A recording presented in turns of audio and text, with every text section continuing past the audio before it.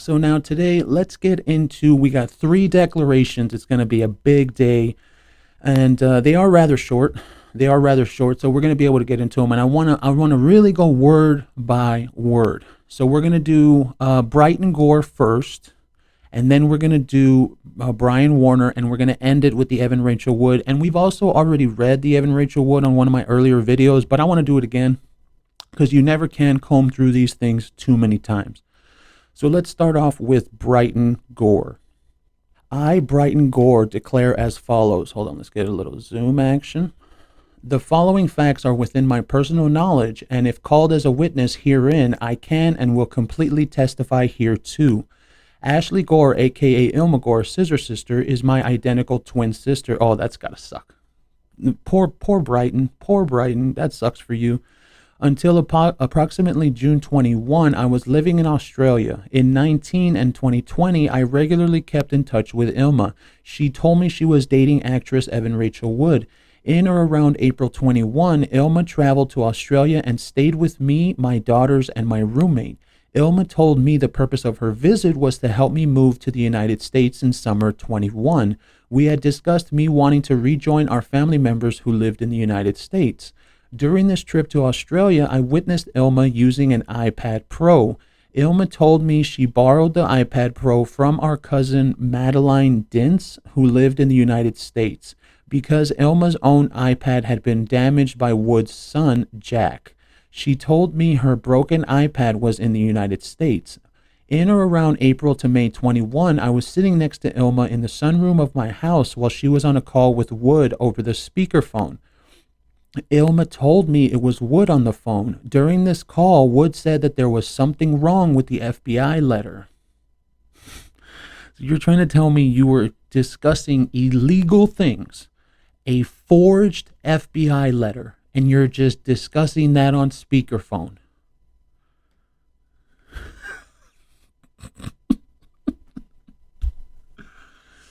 A forged FBI letter, and you're discussing that on speakerphone. These are not good criminals. These are just rich, white, entitled women trying to get back at their ex-boyfriend. Wood said that there was something wrong with the FBI letter and that she needed Ilma to send her a copy. This call was tense and Ilma appeared unnerved. Ilma was using the iPad Pro. I witnessed Ilma use the Procreate app, a graphics editing tool I was familiar with, to transfer a signature fraud to transfer a signature from one document onto what appeared to be a letter from a federal law enforcement agent. Watching this was alarming, so I asked Ilma what she was doing. She said the letter was from the Federal Bureau of Investigation and it was okay. She said, I know the agent and I have her number. Oh my God.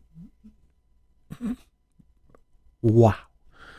When Ilma was finished working on the letter, I watched her send it back to Wood. In June 21, my daughters and I moved to the United States from Australia. We first stayed in Oregon with Dintz's mother. In or around July 21, we moved into a house in Watsonville, California with Dintz. Ilma previously told me in about April-May 21 that she wanted to move in with me and Dintz, although Ilma was living in LA. In or around July 21, Ilma began staying with us in Watsonville after she told me she had a conflict with her roommate in LA and was moving out. Around this time, August-September 21, a number of Ilma's items and furniture were delivered to the house by truck. I first saw the broken iPad while Ilma was staying with us in Watsonville. Ilma gave me the iPad and told me it was a gift for my daughters. A broken iPad is a gift? What a dick. The screen was cracked and it did not power on. Oh. Thanks, Auntie. Thank you, Auntie. I really appreciate the gift, Auntie. What a dick, man. I put the broken iPad away for safekeeping until I could afford to or figure out how to fix it. During this time, I observed Ilma continuing to use Dintz's iPad Pro.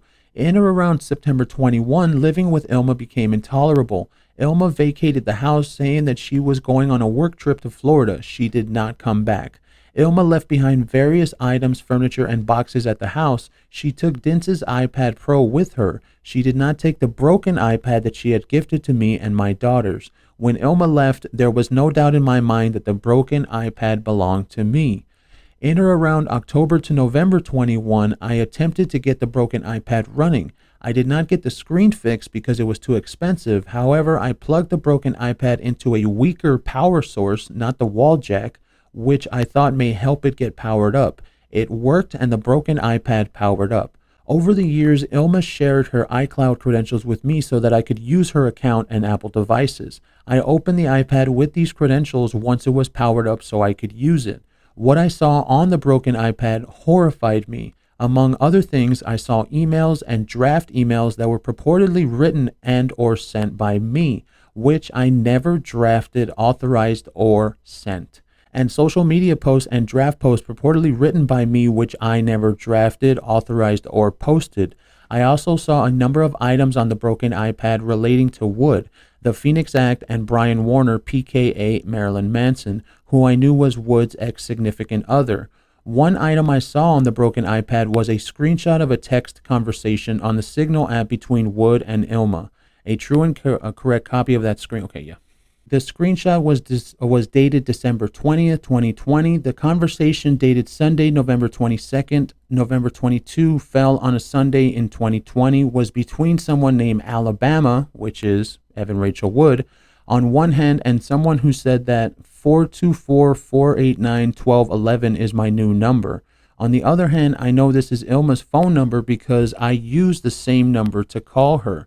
As described further below, I understand that Alabama is Wood. Ilma told me she referred to Wood as Alabama, and I witnessed and took part in conversations over the Signal app in which Wood used the nickname Alabama. 14. In this conversation, Wood stated, "Here is the letter, to whom it may concern." Now, we're going to read it even though we all know what it means. We all know what it says, excuse me. Please be advised that Miss Evan Rachel Wood is one of the primary witnesses in connection with an impending criminal prosecution in L.A. involving an international and well-known public figure. We have advised Miss Wood that in our opinion it is her and her family's best interest not to be in L.A. at the time of this individual's arrest and the criminal proceedings. The safety of Miss Wood and her son Jack, as well as the other victims and their families, are of utmost concern during this time. What you think? Ilma responded, "It's good. I don't know about the letter stating the arrest before it happens." This is not something that you're supposed to do. I mean, I'm not saying like in general, because of course this is illegal, but this is not something you're supposed to do in front of people. You're not. This is something you're supposed to do in a dark room. You're supposed to be a criminal. You're supposed to be a real criminal. You go into a dark room, or you go into someone's office, or you go like to a library or something where nobody's around. And that's where you do shit like that, And why are they like this? Because they think that this BRYTON GORE person wouldn't ever come out against them. That's probably exactly why. Another item I saw on the broken iPad was an image of an undated letter purportedly written and signed by Michelle Langer of the Federal Violent Crimes Department. Dun dun. Dude, the Federal Violent Crimes Department will just bring out Olivia Benson right now, SVU. Just bring her out. That's what that sounds like. That's exactly what that sounds like. Dun dun. Jeez. The letter stated, "To whom it may concern, please be advised that Miss Evan Rachel Wood is a key witness in connection to a criminal investigation in Los Angeles, California, involving an international and well-known public figure. The safety of Miss Wood, her family, other victims, and of their families are of the utmost concern during this time. Contact for more information regarding the safety and victims of human and sex trafficking crimes." This is the problem here. Like, do you have any idea what real consequences come along with forging an FBI letter? We're talking about real time, real federal time here. This isn't like, oh, you just go to county and then they lock you up and they put you in handcuffs and then they take your picture or something. No, dude, this is a federal fucking crime that they did here. These women have some balls. You have to understand that. That's real shit right there. This letter looked very similar to the one I witnessed Ilma work on in or around April to May 21, when I saw her transfer a signature from one document to another and send the finished letter to Wood. Another item I saw on the broken iPad was an image of a document titled Federal Bureau of Investigation Receipt for Property, dated December 18th, 2020. A true and correct copy of that Exhibit C. Okay. At the bottom of the document, next to received from is Ilma's name and a signature, and next to received by is the name Elizabeth Farrell and a signature. This appeared to be the same document and the same signature for Farrell that I saw Ilma use in or around April to May 21 to alter the letter she sent to Wood. This image also reminded me of a conversation I had with Ilma in approximately December 20, in which she told me she was investigating Warner. The FBI was involved. The investigation was getting serious. Serious investigation and serious were both in quotes. And accordingly, she expected to be very busy. Another thing I saw on the broken iPad were at least two images of a checklist. One checklist was blank, the others were filled in. A true and correct copy. Okay, Exhibit D. Another series of items I saw on the broken iPad were pictures of emails, text messages from Ashley Walters that contained email addresses, social media logins, passwords, addresses, social security numbers, and other personal information about Warner. I'm not going to get angry, but hearing that makes me so angry. So fucking angry. This woman, and I know that came from Smashley. That was her stupid name. That came from Ashley Walters. All those things came from Ashley Walters because she always had access to his personal shit. So you know all of that. Okay. Well, let's read it again. Let's see. On the media, social media logins, passwords, addresses, social security numbers, and other personal information about Warner.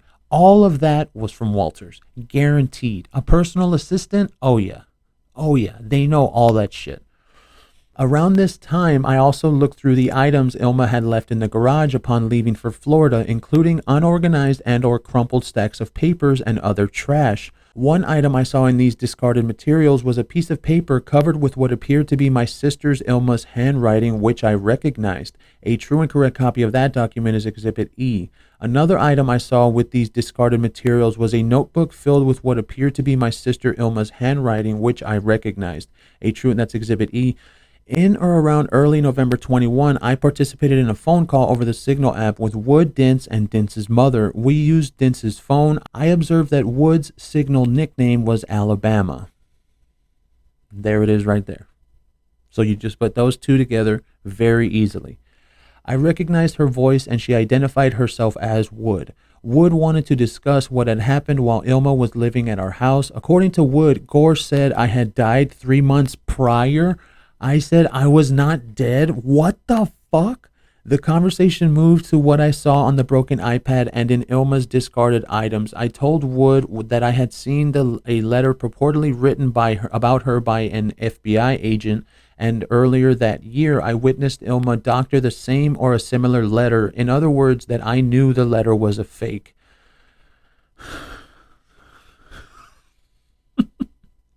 These kind of things only happen in movies. That's why it makes, like, whenever I read this, it's so unbelievable. It's so unbelievable that somebody thinks they're going to do these things and get away with them. You see, it's like when you hear that, you literally, in your head, you view like a movie or something. Of course, a Lifetime movie, like straight to TV movie, Lifetime or Hallmark or some kind of shit like that. But just reading this, it just takes me out of this world that we're living in. And I can't believe these people are now being shown as the victims, dude. The victims. It's so incredible to me. Wood's response shocked me. She said the letter was so important to her work against Warner and told me to think of what would happen to her and the victims if this ever got out to the media. I offered to send Wood or her attorneys these materials, but she declined. I declare under penalty of perjury. Hold on. We're not just gonna gloss over that. We need to fucking hear the whole thing. 25. The conversation moved to what I saw on the broken iPad and in Ilma's discarded items. I told Wood that I had seen a letter supposedly written about her by an FBI agent, and earlier that year I witnessed Ilma doctor the same or a similar letter. In other words, that I knew the letter was fake. Wood's response shocked me. She said the letter was so important to her work against Warner and told me to think of what would happen to her and the victims if this ever got out to the media.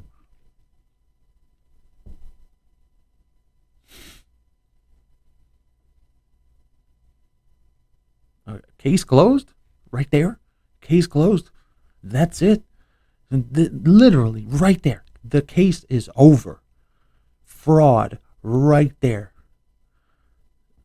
This is absolutely insane. But the biggest issue that I have with all of this, like I said just a little while ago, is that these people have done all of these things. They have lied. They have obviously forged things. They have taken FBI agents' information. They've used FBI agents' information. Real ones, by the way. It's not like that would be one thing, right? If like they made these things and they made a letter and then they like made up someone's name, they made up a phone number, because it's all just made up and forged. No, they didn't do that. The FBI person that they used for this was a real person. So in other words, these criminals, these white entitled women are so stupid. They used a real person that you'd be able to tie back to them. So instead of something where it's like, oh, well, let me call that number. Let me figure out who whatever Langer is, Michelle Langer, right? It was something like that. Instead of, oh, well, let me call that number and let me ask for Michelle Langer and nobody's there. That name doesn't even exist. Instead of that way you'd have no loose ends.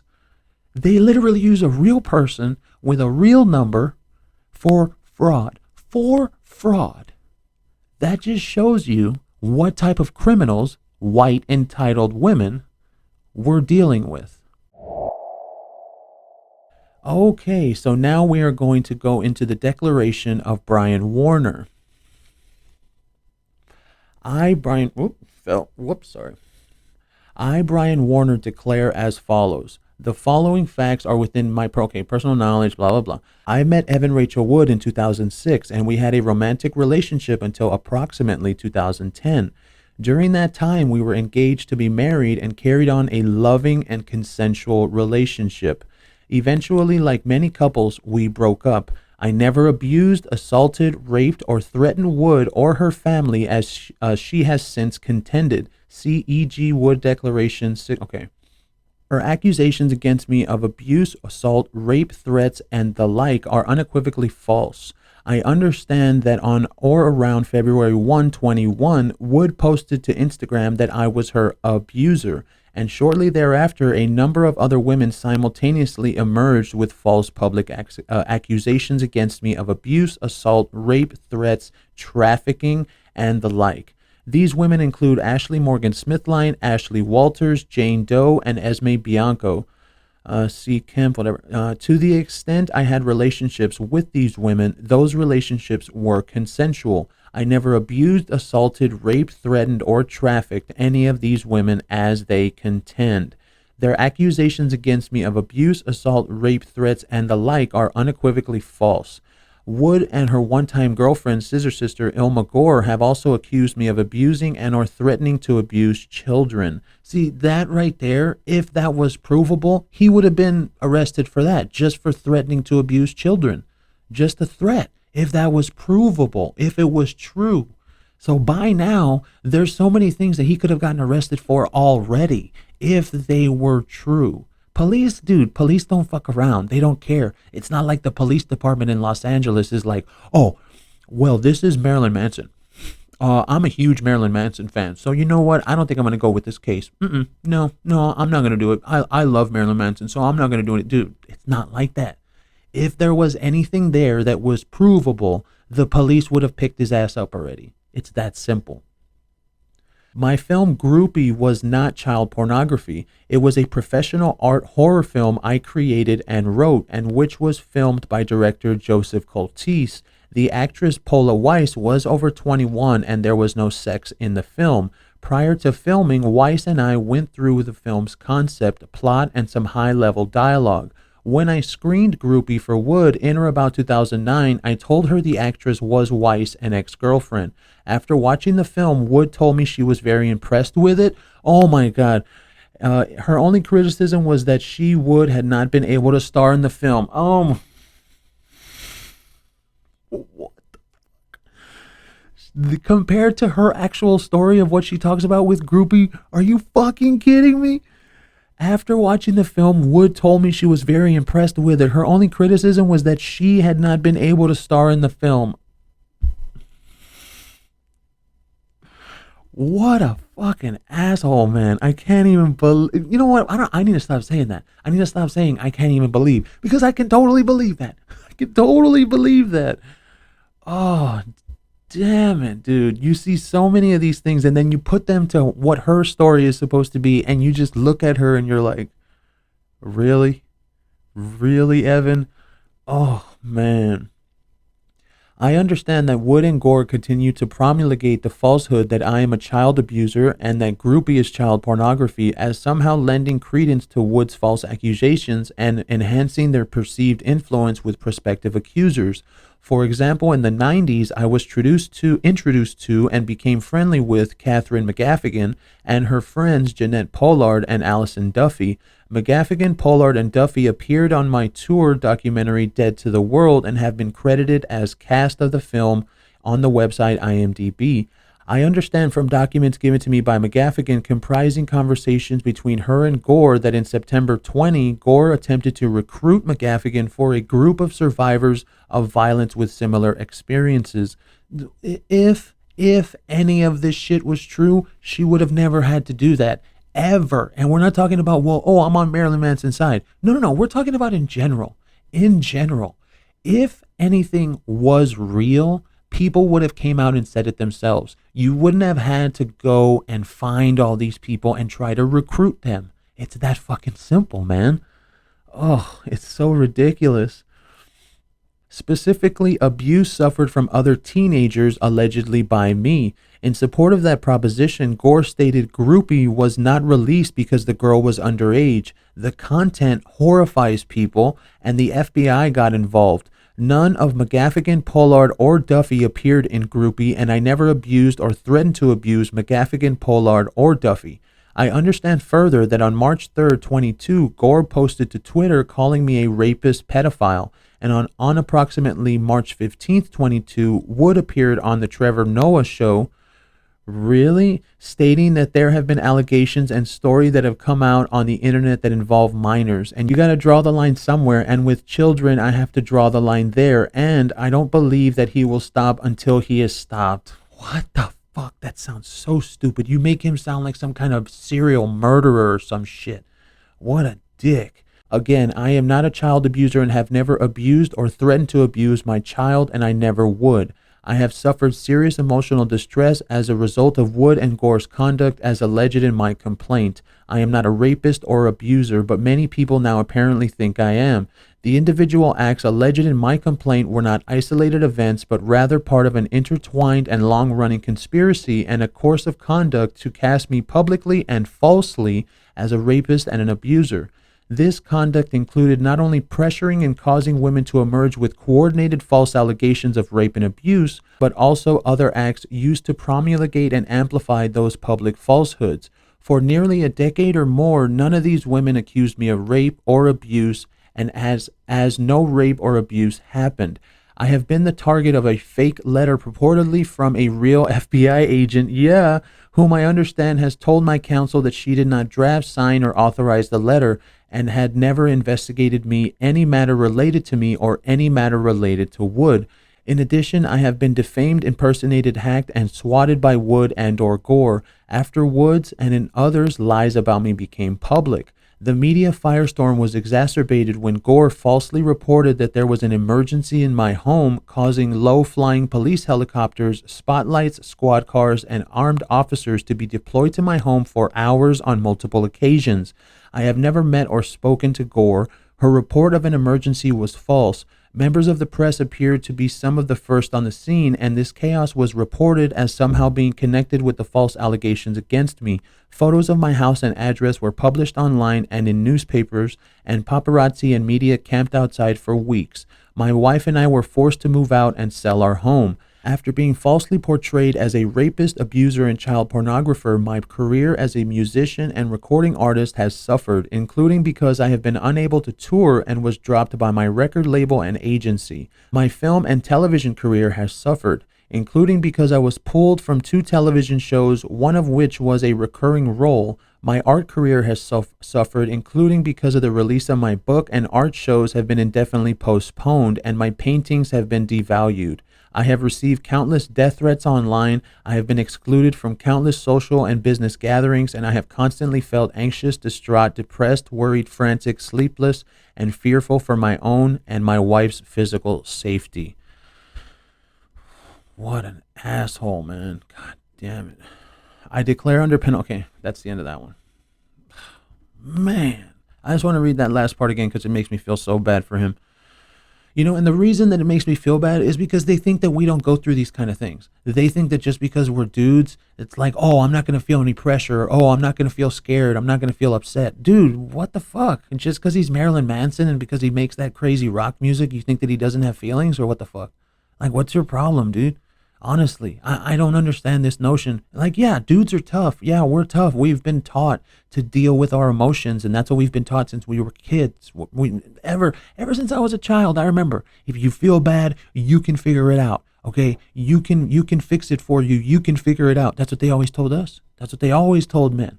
But they didn't tell girls that. Oh, well, run and tell someone. Run and tell someone what's going on. Dude, if we ran and tell someone, what are you, a fucking snitch or what, bro? Dude, come on. So look at what he's going through. I have received countless death threats online. I have been excluded from countless social and business gatherings, and I have constantly felt anxious, distraught, depressed, worried, frantic, sleepless, and fearful for my and my wife's physical safety.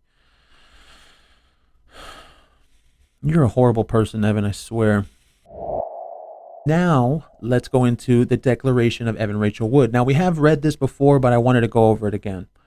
I, Evan Rachel Wood, declare as follows. I am the respondent in the above entitled matter. I submit this declaration in support of the above entitled matter, and if called upon as a witness, I could and would testify competently to the following.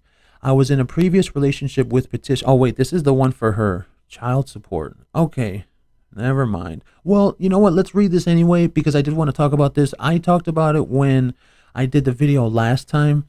So this isn't the declaration for Marilyn Manson. This is like of the child. This has to do with her child support, right? With the, I gave birth to Jaxie. Yeah, okay. So let's go into this because I was correct the last time we did the video, and I even thought I was wrong, and I was like, no, she didn't. Dude, she did. She used the fake FBI letter in this declaration, in her child custody, excuse me. She used the fake FBI letter in the child custody case, man. She really did, and it's right here. To number 8, to punctuate the seriousness of the situation, I was provided with correspondence from a representative of the Federal Violent Crimes Department. Dun dun. From the FBI. A true and correct, whatever. Please be advised that Miss Evan Rachel Wood is a key witness in connection with a criminal investigation in Los Angeles, California, involving an international and well-known public figure. The safety of Miss Wood, her family, and other victims and their families are of the utmost concern during this time. Contact for more information regarding the safety of victims of human and sex trafficking crimes. She used the fake letter in her child's custody case. I can't even believe that. I can't even fucking believe that, man. I mean, but then again, I say it again. I can't even believe that. Of course I can. Of course I can. It's such a fucking joke, man. I can't even believe this, that this is what we're supposed to be led to believe. This is the victim. This lady right here is the victim. Come on, man. That's total bullshit.